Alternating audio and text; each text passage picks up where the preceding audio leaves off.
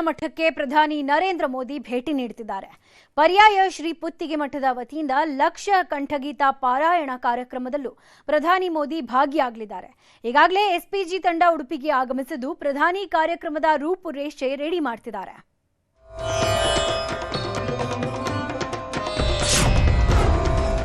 November 28ಕ್ಕೆ ಕೃಷ್ಣನೂರಿಗೆ ಪ್ರಧಾನಿ ನಮೋ. ಲಕ್ಷಕಂಠ ಪಾರಾಯಣದಲ್ಲಿ ಪ್ರಧಾನಿ ಮೋದಿ ಭಾಗಿ.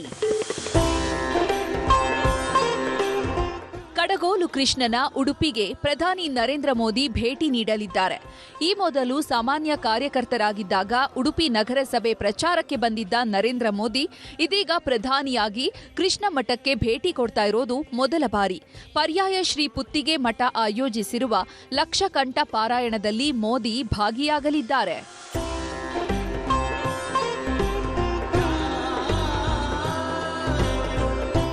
ನವೆಂಬರ್ 28ರಂದು ದೆಹಲಿಯಿಂದ ಮಂಗಳೂರಿಗೆ ಬಂದಿಳಿಯಲಿರುವಂತಹ ನರೇಂದ್ರ ಮೋದಿ ಅಲ್ಲಿಂದ ನೇರವಾಗಿ ಉಡುಪಿ ಹೆಲಿಪ್ಯಾಡ್ನಲ್ಲಿ ಇಳಿಯಲಿದ್ದಾರೆ.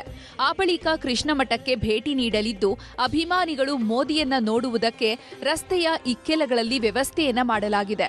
ಕೃಷ್ಣ ಮಠಕ್ಕೆ ತೆರಳಿ ಕಡಗೋಲು ಕೃಷ್ಣನ ದರ್ಶನ ಮಾಡಲಿದ್ದು ಸ್ವರ್ಣ ಲೇಪಿತ ತೀರ್ಥ ಮಂಟಪ ಹಾಗೂ ಕನಕನ ಕಿಂಡಿ ಅನಾವರಣ ಮಾಡಲಿದ್ದಾರೆ.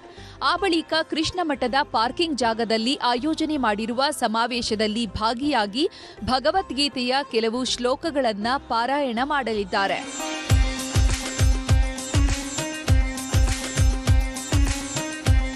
ಪ್ರಧಾನಿ ಮೋದಿ ಆಗಮನದ ಹಿನ್ನೆಲೆಯಲ್ಲಿ ಸೋಮವಾರ ಎಸ್ಪಿಜಿ ತಂಡ ಉಡುಪಿಗೆ ಬಂದಿಳಿದಿದೆ. ಇವತ್ತು ಸ್ಥಳ ಪರಿಶೀಲನೆ ಬಳಿಕ ಜಿಲ್ಲಾಧಿಕಾರಿ ಜೊತೆಗೆ ಸಭೆ ನಡೆಸಲಿದೆ.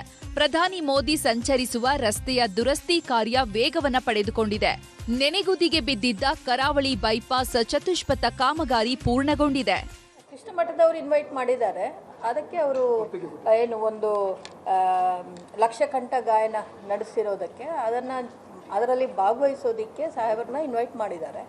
ಅದಕ್ಕೆ ಅವರು ಒಪ್ಪಿ ಬರ್ತಿದ್ದಾರೆ ಭಾಗವಹಿಸೋದಕ್ಕೆ 28ಕ್ಕೆ. ಪರ್ಯಾಯ ಪುತ್ತಿಗೆ ಶ್ರೀಗಳು ಕೋಟಿ ಗೀತ ಲೇಖನ ಯಜ್ಞವನ್ನ ತಮ್ಮ ಪರ್ಯಾಯದ ದೀಕ್ಷೆಯಾಗಿ ಕೈಗೊಂಡಿದ್ದಾರೆ. ಈ ಮಹಾದೀಕ್ಷೆಯ ಸಮಾರೋಪದ ಭಾಗವಾಗಿ ಪ್ರಧಾನಿ ಭೇಟಿ ಮಹತ್ವದ್ದಾಗಿದೆ. ಉಡುಪಿಯಲ್ಲಿ ಧಾರ್ಮಿಕ ಕಾರ್ಯಕ್ರಮ ಪೂರೈಸಿ ಗೋವಾದ ಪರ್ತಾ ಗಾಳಿ ಮಠಕ್ಕೆ ಭೇಟಿ ನೀಡಲಿದ್ದಾರೆ. ಗಣೇಶ್ ಸೈಬ್ರಕಟ್ಟೆ, ನ್ಯೂಸ್ 18 ಉಡುಪಿ.